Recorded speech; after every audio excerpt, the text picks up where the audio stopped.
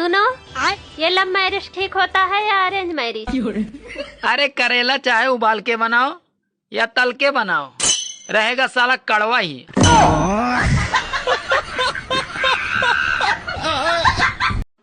यार ये बता, ये शादी का असली मतलब क्या होता है? शादी का असली मतलब क्या होता है? यही कि धूमधाम से खुद की सुपारी देना। इंस्टा खोलते ही आजकल अलग ही ट्रेंड चल रहा है इंस्टा पे। नहीं, आजकल कोई ये नहीं पूछ रहा कि कैसे हो, क्या कर रहे हो। सबका बस एक ही सवाल है, किस कलर की चड्डी पहने हो, कौन सी चड्डी है, कितना चड्डी है। भाई दीदी एक बात बताओ, अगर तुमको जानना ही है तो जिससे जानना उसके पास पर्सनल मैसेज कर लो। जरूरी है कि इंस्टाग्राम पे आके तुम दुनिया भर के, क्या तुम्हें चड्डी का ब्रांड एम्बेसडर बनना है कि अलग कलर का कॉम्बिनेशन बनाना है चड्डियों का? करना क्या है दीदी आपको, है? और इतना ही नहीं भाई, जिसको देखो हर कोई चड्डी चड्डी चड्डी नहीं झंडा हो गया है, जिसको देखो वही लहरा दे रहा है। और भाई ऐसे भी कुछ लोग हैं जो आके ऐसे सामने, मुझे तो वल्गैरिटी नहीं पसंद है, उनको भी देख रहे हैं, वो भी फॉलो करके बैठे हैं। इतना ही नहीं भाई, इतना ही नहीं, सब कमेंट में भर देंगे हमको वल्गैरिटी नहीं पसंद, हमको तो शेयर कौन कर रहा है भाई? इतना देख कौन रहा है? वीडियो वायरल कैसे हो रही है बिना देखे, हैं? और दीदी प्लीज यार, अब मत फैलाओ, अब कोई नई वीडियो मत ले आ देना प्लीज। पत्नियां चाहती हैं कि पति उन पे मरे, और जब पति उन पे मरता है तो कहती हैं कहीं और जाके मरो, जब कहीं और जाके मरता है तो कहती हैं कहाँ मर रहे थे। आखिर पति करे तो करे क्या, जाए तो जाए कहाँ, मरे तो मरे कहाँ। बेचारा पति। आपका पति कामुक है, आपका धर्म है कि आप अपने पति को खुश रखें, प्रसन्न रखें। जो आपके पति हैं अभी उनका मन विषयों में है, और यदि आपने भी इनकार कर दिया कि आप हमारे पास मत आओ, तो आपके पति फिर पराई स्त्री के गामी हो जाएंगे। वो दूसरी स्त्रियों के पास जाने स्टार्ट कर देंगे, वैश्याओं का गमन करने लग जाएंगे। हेलो, तुम घर क्यों नहीं आए अभी तक? अरे अभी जाम लगा है। अच्छा ठीक है, फिर कब तक आओगे? अरे पागल, अभी पहला ही जाम लगा है। हाँ मम्मी, मेरी सास आ गई कुंभ नहा के। आप बार बार यही पूछती तुम क्यों नहीं गई, तुम क्यों नहीं गई। वो भी मेरी माँ होके, उन्होंने मेरी सास होके पता है हमसे क्या कहा था कि तुम क्या करोगी वहां जाकर। मतलब उनके हिसाब से हमने कोई पाप ही नहीं करे तो हम वहां जाकर क्या करेंगे। वहां गंगा जी में नहा के हम धोएंगे क्या जब हमने कोई पाप ही नहीं करे। इतने ड्रास्टिक चेंज आए कि आप सोच भी नहीं सकती। पहले तो वो उन्हीं चीजों के लिए हमको डांटती थी जो गलतियां हम कर देते थे, अब तो वो उन गलतियों के लिए भी डांटती है जो गलतियां हम कर सकते हैं। मतलब जैसे उनका कहने का है कि अगर रात में हम किचन साफ करके नहीं सोए तो सुबह हमें ही तो करना पड़ेगा।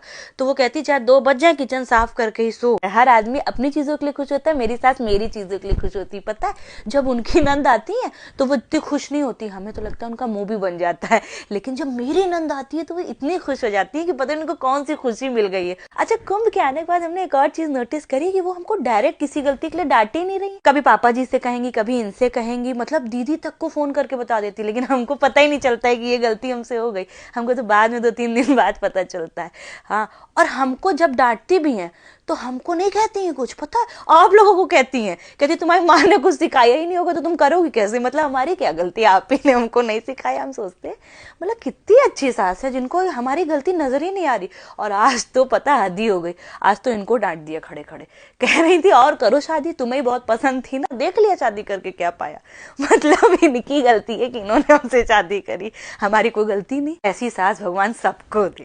दोस्तों, कमियां सब में होती हैं, आप में भी हैं, मुझ में भी हैं, इसमें भी हैं। मेरे पे कोई कमी नहीं है। अरे मैं सबकी बात कर रहा हूँ। सबकी करो, मेरी ना करो। मेरा मतलब है कि 10 कमियां अगर मेरे अंदर हैं तो एक तेरे अंदर भी होगी। मेरे अंदर एक कमी नहीं है तो निकाल के दिखाओ। तो दोस्तों, आपको 2 घंटे तक हम मिलते हैं। कमी एक तो 2 घंटे किस लिए? कमी है कि इसके अंदर 2 घंटे इसको मनाने के लिए लग जाने है ना। फिर बेइज्जती की मेरी। अरे मेरी बात तो सुन ले। अरे बाहर आके मत करो ना ऐसे, मेरी बात तो सुन ले। लेकिन एक और अच्छी बात बताता हूँ। पहले दिन ब्लैक बोर्ड पे मास्टर ने लिखा हिंदी, और हिंदी के बगल में एक बिंदी लगाई। हमने पूछा कि ये बिंदी क्या है, बोले अनुस्वार है।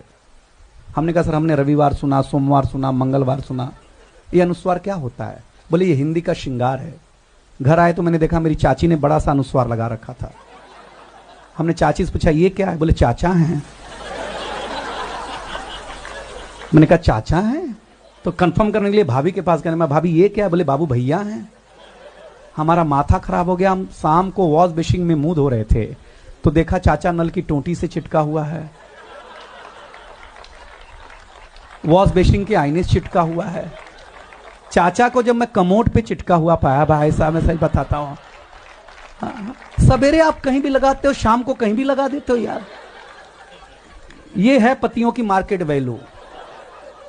और जब मेकअप रूम के आईने पे 4-5 चाचा एक साथ चिटके हुए मिलते हैं तो हमको कंफ्यूज हो जाता है, इतने लोग कहाँ हैं, कहाँ अपने घर में तो है नहीं।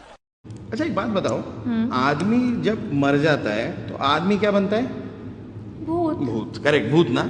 और औरत जब मर जाती है तो वो क्या बनती है? चुड़ैल। हाँ, तो ये तो गलत हो गया ना फिर। क्यों? आदमी मरने के बाद चेंज होके अगर भूत बन रहा है तो औरत चुड़ैल की चुड़ैल कैसे रहती है? गलत है ना यार। शादी के बाद पता चला कि सास ने अपने बेटे को बहुत मेहनत से पाला है। हमारा क्या, हमारी माँ ने तो हमें मीशो से ऑर्डर करवाया है।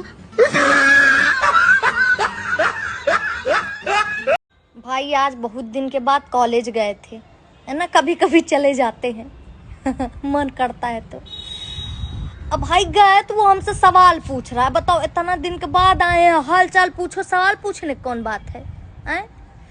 खैर छोड़ो, हम जवाब नहीं दे पाए तो हमारी बेइज्जती कर रहा था, कह रहा था कि जब पढ़ना नहीं है तो कॉलेज क्यों आती हो, पैसा क्यों मैं बर्बाद कर रही हूँ, मेरे पास पैसा है ही नहीं, मैं बर्बाद करूंगी पैसा। और क्या बोल रहे हो कि मैं मैं आती नहीं हूँ, मेरे घर वाले मुझे भेजते हैं, जबरदस्ती मुझ पे पैसा बर्बाद कर रहे हैं। मैं नहीं चाहती पढ़ना भाई। और कौन से लोग हैं जो लड़कियों को आज़ादी दिलाने पे लगे हुए हैं? पहले लड़कियों को खोजो, लड़कियां कौन सी लड़कियां आज़ाद होना चाहती हैं। मैं तो नहीं होना चाहती। और उनको खोजो कि जो लड़कियां पढ़ना चाहती हैं उनको पढ़ाओ, मुझे क्यों पढ़ा रहे हो? मैं नहीं पढ़ना चाहती, मेरे हिस्से का फीस बल्कि उनको दे दो। मैं नहीं पढ़ना चाहती भाई, मुझे मत पढ़ाओ, मेरे ऊपर दबाव मत बनाओ। उसको लगा मैं इसको बेइज्जती कर रहा हूँ, ये पढ़ने लगेगी खुशी की बात यह है दोस्तों कि मुझे बेइज्जती नहीं याद है, वो छोड़ो, वो जो सवाल पूछा था मुझे वो सवाल तक नहीं याद है, जवाब की बात ही दूर है। मतलब तुम कैसे भी हो, अपने ऊपर इतना ज्यादा भरोसा रखो कि लोग बेइज्जती करें, उनको बेइज्जती महसूस हो जाए, तुमको ना हो। बस इतना कॉन्फिडेंस होना चाहिए खुद पे, मेरे जैसे।